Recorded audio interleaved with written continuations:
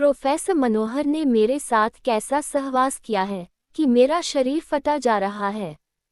मैं कराहती हुई किसी तरह से उठी और कपड़े पहनकर पुनः बिस्तर पर लेट गई। इसी बीच मनोहर सर अंदर दाखिल हुए। वह मुस्करा रहे थे। कहानी शुरू करने से पहले हमारे चैनल कहानियाँ 7.4 को प्लीज़ सब्सक्राइब एंड लाइक अवश्य करें ताकि हमें मोटिवेशन मिलता रहे, ताकि आप लोगों के लिए नया कहानी लाता रहूं। ये कहानी शुरू करते हैं। उन दिनों मैं BA फाइनल ईयर में थी। मम्मी पापा को छोड़कर वेदांत अंकल के साथ ही रहने लगी थी। महीने 2 महीने में वह इधर का एक चक्कर लगाती और मुझसे मिलकर चली जाती। जहाँ तक मैं जानती थी, मम्मी पापा में अलगाव का कारण सेक्स ही था। पापा से रवीना उम्र में बहुत ही छोटी थी। वह शादी कर किसी दूसरे शहर में चली गई थी। पापा को इस मामले में करारी मात मिली थी। इस दौरान मुझे जो भी युवक अच्छा लगा था, मैंने उसे छोड़ा नहीं था। अब तक मैं सैकड़ों पुरुषों से यौन संबंध बना चुकी थी, लेकिन उस युवक और देवगन को मैं आज तक भुला नहीं पाई थी। मेरे मन मंदिर में आज भी उनकी धुंधली तस्वीरें थी, लेकिन मैं अतीत को लेकर जीने वालों में से नहीं थी। मुझे तो हर शाम एक नया स्वाद चाहिए था। इस नए स्वाद का चस्का ही शायद मुझे पुरुष दर पुरुष भटकाता रहा। न मालूम मुझमें ऐसी क्या खूबी थी कि जिस भी पुरुष पर वह नजरें टिका देती, वह मुझे पाने के लिए मचल उठता था। यौन क्रीड़ा से भी अधिक आनंद छूने छाने या सहलाने से मुझे मिलता। इसकी वजह मेरे पूर्व आशिकों का इस कला में निपुण होना ही था। स्पर्श, फिर चुंबन, इसके बाद यौन आनंद मेरे जीवन का एकमात्र ध्येय बन गया था। अब तक मेरे जीवन में कुछ ऐसे पुरुष भी आ चुके थे जो बड़े उद्योगपति या देश के शीर्षस्थ नेता थे, लेकिन मैंने उनके नाम को भुनाया नहीं था, क्योंकि मैंने कभी इस दृष्टि से किसी पुरुष से संबंध बनाए ही नहीं थे। इसे कोई मेरी जिंदगी की भूल समझे या उसल, मेरी उम्र भी तो पैसे को महत्व देने वाली नहीं थी। खाने पीने या घूमने फिरने में जो पुरुष मेरे साथ होता, वह खर्च करता ही था। मैं उसको निचोड़ना अच्छी बात नहीं समझती थी। समय यूं ही धीरे धीरे बीतता रहा। मैं उन दिनों MA फाइनल ईयर में थी। माँ ने मुझसे मिलना अब बंद कर दिया था। बस पापा ही सहारा थे। ये सहारा भी एक दिन मेरे सिर से उठ गया।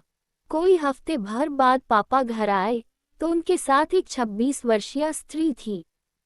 वह स्वभाव से बहुत ही चंचल और तेज तर्रार थी। पापा पर उसने न जाने कौन सा जादू कर दिया था कि वह मुझसे बार बार कह रहे थे कि काजोल, तुम मम्मी के पास लौट जाओ या कोई नौकरी कर लो और कहीं कमरा किराए पर लेकर रहो। मैं कोई नासमझ बच्ची तो थी नहीं, यह अच्छी तरह से समझ सकती थी कि वह मुझे स्वयं से अलग क्यों रहने की सलाह दे रहे हैं। मैंने पापा से कहा, पापा, आप मुझे पढ़ाई का खर्च तो दे सकते हैं ना? अरे वाह, तुम अपनी माँ की भी तो बेटी हो, जाकर उससे ही पढ़ाई का खर्च मांगो। मैं तुम्हें अब फूटी कौड़ी भी नहीं देने वाला। पापा के ये कहते ही मैं एकदम लाचार और बेबस हो गई। ब्रीफकेस में अपना सारा सामान भरकर मम्मी से आकर मिली। वह पापा से भी कहीं अधिक निष्ठुर और निर्मम निकली। उसने कहा, तुम इतनी बड़ी हो गई हो, अपनी व्यवस्था भी नहीं कर सकती। तुम खूबसूरत हो, जवान हो और पढ़ी लिखी हो, क्या तुम्हें पुरुषों से पैसा ऐंठना नहीं आता? मैं तुम्हारी कोई मदद नहीं कर सकती। ये सुनकर मुझे गहरा धक्का लगा। अब मैं क्या करूं? कुछ समझ में नहीं आ रहा था।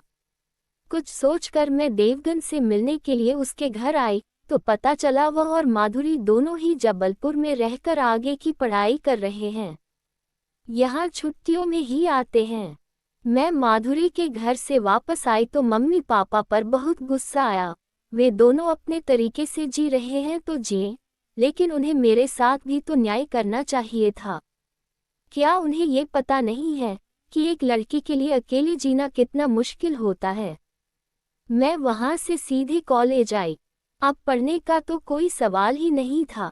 मैं प्रोफेसर मनोहर से मिलना चाहती थी। वह मुझ पर दिलोजान से फिदा थे और काफ़ी अमीर भी थे, लेकिन आज वह कॉलेज नहीं आए। उस समय शाम के 6 बज रहे थे। दरवाज़ा खुला ही था। मैं अंदर आई तो वह सोफे पर बैठे सिगरेट पी रहे थे। उनकी उम्र यही कोई 35-40 की थी और पत्नी से उनका तलाक हो गया था। बच्चे उनकी पत्नी के साथ ही रह रहे थे। मुझे अपने यहाँ अचानक ही देखकर उनका चेहरा खिल उठा। वह सोफे से खड़े होकर मेरे पास आए और मेरा हाथ पकड़ते हुए चहक पड़े, पत्नी न हो तब भी मुश्किल और हो तब भी मुश्किल। मेरे ख्याल से रखेल ही रखना सही है। मैंने पहली बार उनका ये रूप देखा था।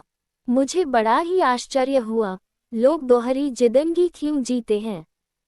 तभी उन्होंने अलमारी से एक महंगी शराब की बोतल निकाली और मेरी ओर मुस्कुराकर देखने लगे। मैंने भी मुस्कान का जवाब मुस्कान से दिया। मुझे प्रोफेसर मनोहर के इरादे से कोई एतराज नहीं था। इसी बीच वह शराब से भरा गिलास मेरी ओर बढ़ाते हुए बोले, शराब तो तुम पीती होगी। शराब तो मैंने तभी पीना शुरू कर दिया था जब कॉलेज में दाखिला लिया था। पुरुष और शराब ये दोनों ही चीजें मेरे जीवन से जुड़ गई थीं। मैंने आंख बंद कर गिलास खाली कर दिया। प्रोफेसर मनोहर बहुत ही खुश है। ऐसी शराब मैंने पहली बार ही पी थी। पूरे शरीर में नशा फैल गया। मेरी आंखों के सामने धुंधलापन छा गया और देखते ही देखते पलकों ने आंखों को ढांप लिया। कोई 2 घंटे बाद मुझे होश आया तो प्रोफेसर मनोहर पर बहुत ही गुस्सा आया। सभी पुरुष एक जैसे ही क्यों होते हैं। जब मैं मनोहर सर के साथ यौन जीवन जीने के लिए तैयार थी तो इन्हें मुझे शराब में बेहोशी की दवा डालकर पिलाने की जरूरत ही क्या थी। तभी मेरा हाथ अपने शरीर पर गया तो अवाक रह गई। मेरे शरीर पर एक भी कपड़ा नहीं था। मैं बिल्कुल ही नंगी थी। इतने में ही मेरे हाथ अपनी जननेंद्रिय पर चले गए। उसे छूने से मुझे यूं लगा जैसे प्रोफेसर मनोहर ने कुछ किया ही न हो। तभी मैंने उठने की कोशिश की तो उठ न सकी। मुझे कांच चुभने जैसा दर्द हो रहा था।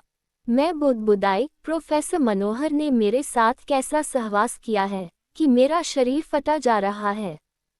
मैं कराहती हुई किसी तरह से उठी और कपड़े पहनकर पुनः बिस्तर पर लेट गई। इसी बीच मनोहर सर अंदर दाखिल हुए। वह मुस्कुरा रहे थे।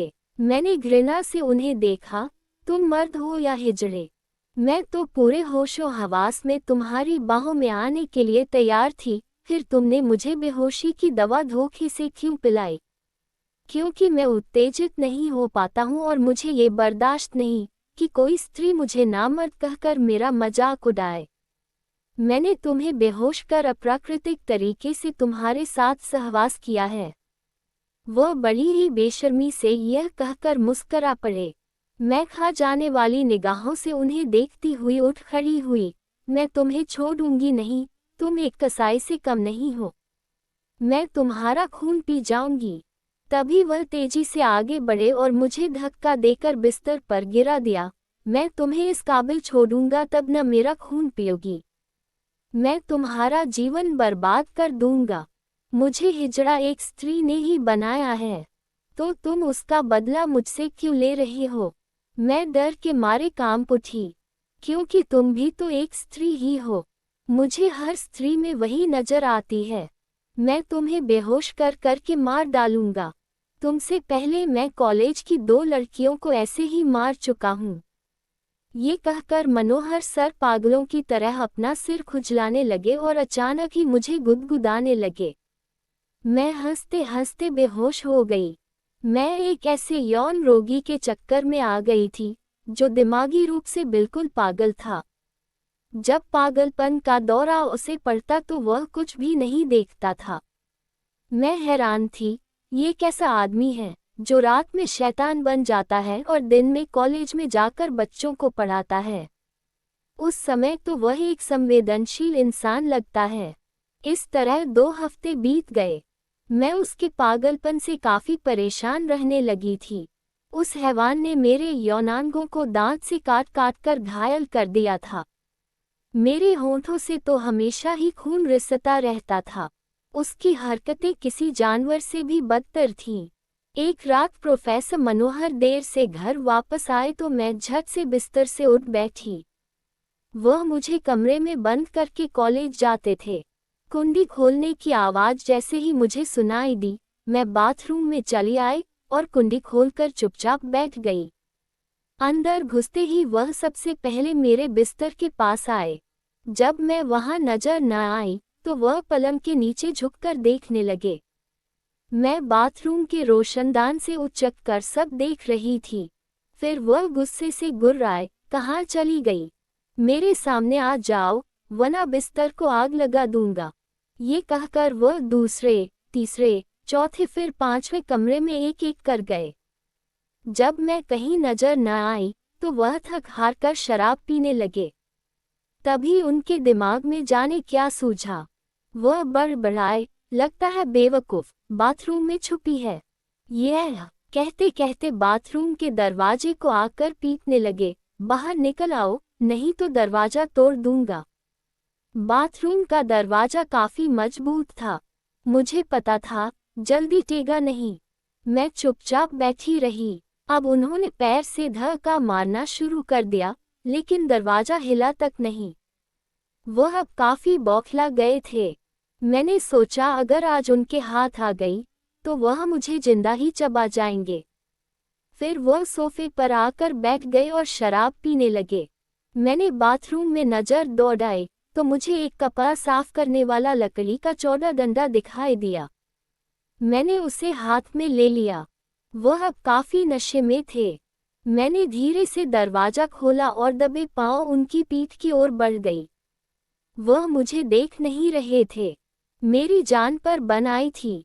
मैं कुछ भी करने के लिए तैयार थी। उनके नजदीक पहुंचते ही मैंने एक जोरदार वार उनकी पीठ पर कर दिया। तभी दर्द के मारे चीख पड़े और पीछे मुड़कर भेड़िए की तरह मेरी तरफ लपके। लेकिन मैं हाथ नहीं आए और तेज कदमों से दरवाजे की ओर भागती चली गई। वह नशे में भी थे और घायल भी हो चुके थे। दौड़ने में मेरा मुकाबला नहीं कर सके। मैंने दरवाजे के बाहर आते ही बड़ी तेजी से फाटक बंद किए और कुंडी लगा दी। वह दरवाजा पीटते और चीखते रहे, लेकिन मैंने पीछे मुड़कर नहीं देखा। जान बची लाखों पाए। उस समय यही कोई रात के 3 बज रहे थे। सुबह जल्दी काम पर जाने वाले बिस्तर से उठ गए थे। पास के मकानों से बोलने की आवाजें सुनाई दे रही थी। मैं तेज तेज कदमों से चलकर सड़क पर आ गई। मेरी मनस्थिति बहुत ही खराब थी। मेरी सोचने की शक्ति भी अब क्षीण हो गई थी। मैं पहले वाली काजोल थी ही नहीं। इन कुछ हफ्तों में ही मेरा पूरा जिस्म ही बदल गया था। मैं दुविधापूर्ण स्थिति में जाने कब तक खड़ी रही। फिर कुछ सोचते हुए आगे बढ़ गई।